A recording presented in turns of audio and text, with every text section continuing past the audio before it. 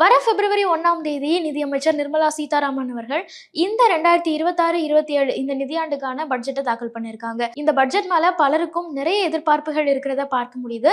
குறிப்பா ஒவ்வொரு துறையை சார்ந்தவங்களும் நிதியமைச்சர் கிட்ட எங்களுக்கு இதுலலாம் ரிலாக்ஸேஷன் பண்ணி கொடுங்க, இதுலலாம் நீங்க ரிலாக்ஸேஷன் பண்ணீங்க அப்படின்னா இன்னும் இண்டஸ்ட்ரியோட டெவலப்மெண்ட்டுக்கு ஹெல்ப்ஃபுல்லா இருக்கும் அப்படிங்கிற மாதிரியான கோரிக்கைகள் பொதுவாகவே எல்லா வருஷமும் வைப்பாங்க. அந்த மாதிரி தான் இந்த வருஷமும் எல்லா இண்டஸ்ட்ரியை சேர்ந்தவங்களும் அவங்களோட கோரிக்கைகளை வச்சிருக்காங்க. அப்படி மியூச்சுவல் ஃபண்ட் இண்டஸ்ட்ரி தரப்புல இருந்து ஆம்ஃபி சில முக்கியமான கோரிக்கைகளை நிதியமைச்சர் நிர்மலா சீதாராமன் அவர்கள் முன்னாடி வச்சிருக்காங்க. அது என்னென்ன கோரிக்கைகள், அதை ஒருவேளை நிதியமைச்சர் அனௌன்ஸ் பண்றாங்க, அது நடைமுறைக்கு வருது அப்படின்னா மக்களுக்கு, குறிப்பா மியூச்சுவல் ஃபண்ட்ஸ் முதலீட்டாளர்களுக்கு அது என்ன மாதிரியான பெனிஃபிட்ஸ் எல்லாம் கொடுக்கும் அப்படிங்கறது தான் இந்த வீடியோல டீடைலா டிஸ்கஸ் பண்ண போறோம். ஆம்ஃபி, அதாவது association of mutual funds in India, அவங்க இந்த 2026-27 பட்ஜெட்டை வந்து எதிர்பார்த்து நிதியமைச்சருக்கு ஒரு சில கோரிக்கைகள் வச்சிருக்காங்க.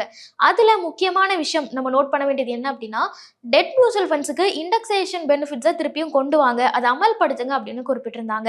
ஸோ இந்த இண்டெக்ஸேஷன் பெனிஃபிட்ஸ்னா என்ன அப்படிங்கறத சின்னதா சொல்லிடுறேன். பொதுவாகவே மியூச்சுவல் ஃபண்ட்ஸ்ல நீங்க முதலீடு செய்றீங்க, அது எந்த கேட்டகரியா இருந்தாலும் பரவாயில்ல, அதுக்கு கேபிட்டல் கெயின்ஸ் டாக்ஸ் வந்து போடுறாங்க. இந்த கேபிட்டல் கெயின்ஸ் டாக்ஸ் எப்படி ஒர்க் ஆகுது அப்படின்னு பாத்தீங்கன்னா, ஒரு உதாரணத்துக்கு சொல்றேன். நீங்க ஒரு 1 லட்சம் ரூபாய் முதலீடு செய்றீங்க அப்படின்னு வச்சுப்போம். அது சில வருஷங்கள் கழிச்சு உங்களுக்கு 40,000 ரூபாய் அதுல ரிட்டர்ன்ஸ், லாபம் மட்டுமே 40,000 ரூபாய் வந்து உங்களோட அந்த கேபிட்டல் அமௌண்ட் 1,40,000 வளர்ந்துருக்கு அப்படிங்கிறத எடுத்துப்போம்.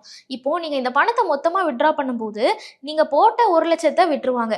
அது போக உங்களுக்கு லாபமா கிடைச்சிருக்குல்ல 40,000 ரூபாய், அந்த 40,000 ரூபாய்க்கு வரி போடுவாங்க. அந்த வரி வந்து long term capital gains tax அப்படிங்கும் பட்சத்தில் உங்களுக்கு 12% வரைக்கும் வரி போடுறாங்க. சரி, இந்த 12%ல அதிகபட்சமா உங்களுக்கு 1,50,000 லட்சம் ரூபாய் வரைக்கும் எக்ஸம்ஷன் கொடுக்குறாங்க. அதாவது உங்களுக்கு 1,50,000 லட்சம் ரூபாய் வரைக்கும் லாபம் வந்தது அப்படின்னா அதுக்கு எக்ஸம்ஷன் கொடுக்குறாங்க. அதை தாண்டி உங்களுக்கு லாபம் வரும்போது மட்டும்தான் வரியை போடுறாங்க அப்படிங்கிறதும் ஒரு முக்கியமான பாயிண்ட் இங்க நம்ம நோட் பண்ண வேண்டியது. பட் இண்டெக்ஸேஷனை நீங்க புரிஞ்சுக்கிறதுக்காக நான் சிம்பிளா எக்ஸ்பிளைன் பண்றேன். இந்த 40,000 ரூபாய் உங்களோட லாபம் இருக்குல்ல, அதுக்கு கேபிட்டல் கெயின்ஸ் டாக்ஸ் போட போறாங்க.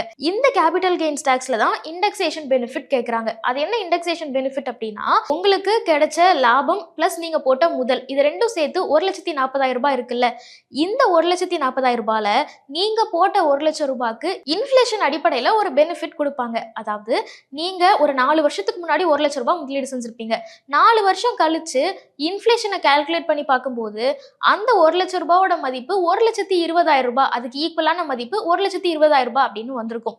அப்போ இன்ஃப்ளேஷனை கால்குலேட் பண்ணி அந்த 20,000 ரூபாவை டிஸ்கவுண்ட் பண்ணிட்டு மிச்சம் அந்த 40,000 ரூபாயில 20,000 போயிட்டுனா மிச்சம் 20,000 இருக்குல்ல, அந்த 20,000 ரூபாய் மட்டும்தான் உங்களுக்கு கிடைச்ச லாபம் அப்படின்னு கன்சிடர் பண்ணி அதுக்கு மட்டும் நீங்க கேபிட்டல் கெயின்ஸ் டாக்ஸ் போடணும் அப்படிங்கிறது தான் இண்டெக்ஸேஷன் பெனிஃபிட் அப்படின்னு சொல்லுவாங்க.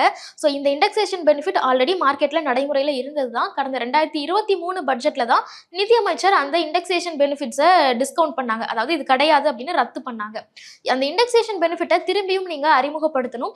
அப்படி அறிமுகப்படுத்தும் போது இன்னும் நிறைய மக்கள் வந்து முதலீடு செய்யறதுக்கு வாய்ப்பு இருக்கு அப்படின்னு ஆம்ஃபி தரப்புல இருந்து குறிப்பிட்டிருக்காங்க. குறிப்பா 36 மாதங்கள், அதாவது 3 வருஷத்துக்கு ஹோல்ட் பண்ற டெட் மியூச்சுவல் ஃபண்ட்ஸ்க்குலாம் இண்டெக்ஸேஷன் பெனிஃபிட்டை திருப்பி கொண்டு வரணும் அப்படிங்கிறது ஆம்ஃபியோட ஒரு முக்கியமான கோரிக்கையா இருக்கு.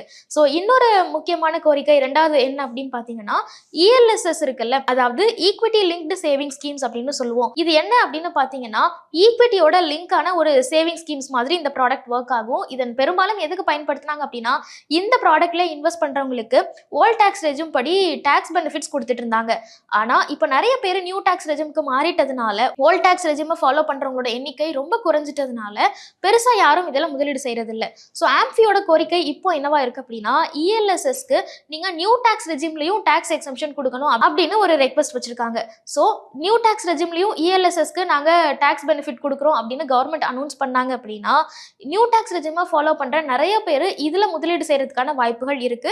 ஸோ மியூச்சுவல் ஃபண்ட் இண்டஸ்ட்ரிக்குள்ள இன்னும் இன்ஃப்ளோ ஜாஸ்தியா வரும் இந்த குறிப்பிட்ட ப்ராடக்ட்ல அப்படிங்கிறதுக்காக ஆம்ஃபி இந்த கோரிக்கையும் வச்சிருக்காங்க. மூணாவது விஷயம் என்ன அப்படின்னா, லாங் டர்ம் கேபிட்டல் கெயின்ஸை கம்மி பண்ண சொல்லி ஒரு ரெக்வெஸ்ட் வச்சிருக்காங்க. லாங் டர்ம் கேபிட்டல் கெயின்ஸை 10% அப்படின்னு கொண்டு வாங்க அப்படிங்கிற ஒரு கோரிக்கையும் மியூச்சுவல் ஃபண்ட் இண்டஸ்ட்ரி தரப்புல இருந்து நிர்மலா சீதாராமன் அவர்களுக்கு வைக்கப்பட்ட ஒரு முக்கியமான கோரிக்கையா இருக்கு. அதுக்கப்புறமா பென்ஷன் லிங்க்டு ஸ்கீமை இன்ட்ரடியூஸ் பண்றதுக்கு எல்லா ஃபண்ட் ஹவுசஸ்க்குமே அப்ரூவல் கொடுக்கணும் அப்படின்னு குறிப்பிட்டிருக்காங்க. அந்த அப்ரூவல் எந்த பேசிஸ்ல கேட்கறாங்க அப்படின்னா, எப்படி என்பிஎஸ்க்கு டாக்ஸ் பெனிஃபிட்ஸ் இருக்கோ அதே டாக்ஸ் பெனிஃபிட்ஸ் இந்த ரிட்டையர்மெண்ட் ஃபண்டுக்கும் இருக்கணும்.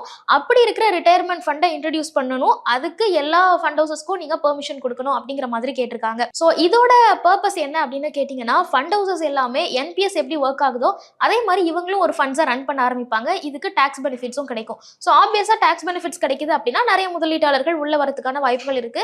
இன்னும் ஒரு சில டாக்ஸ் பெனிஃபிட்ஸ்க்காகவே இதுல முதலீடு செய்யறதுக்கான வாய்ப்புகளும் இருக்கு. ஸோ மியூச்சுவல் ஃபண்ட் இண்டஸ்ட்ரிக்குள்ள இன்னும் இன்ஃப்ளோஸ் நிறைய வரும் அப்படிங்கிறதுக்காக ஆம்ஃபி இதையும் ஒரு முக்கியமான கோரிக்கையா வச்சிருக்காங்க.